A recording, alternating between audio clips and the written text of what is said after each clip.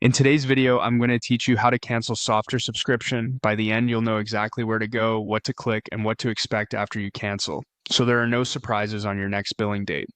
Start by opening your browser and heading to the Softr dashboard, then sign into your account.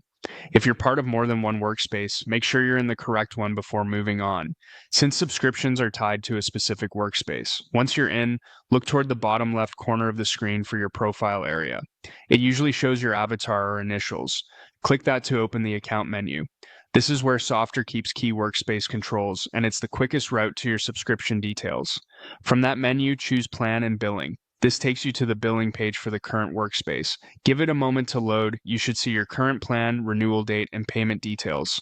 If the layout looks a little different than what you've seen before, that's normal. Interfaces can evolve, but the option you need will still be in this billing section. Under your current plan, look for the Cancel Subscription button. Click it and follow the prompts on screen.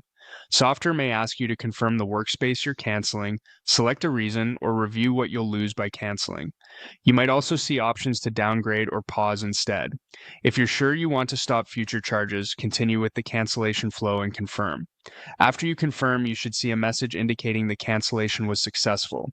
Typically, your subscription remains active until the end of your current billing period, so you'll keep access and features until that date, and you won't be billed again after it ends. If you're on an annual plan, the same idea applies. Access usually continues through the remainder of the paid term.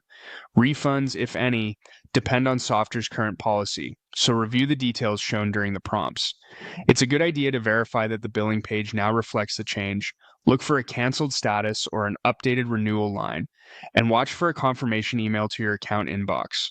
If you don't see the cancel option, you may be viewing the wrong workspace or you might not have the required permissions, so switch to the correct workspace or check with an administrator.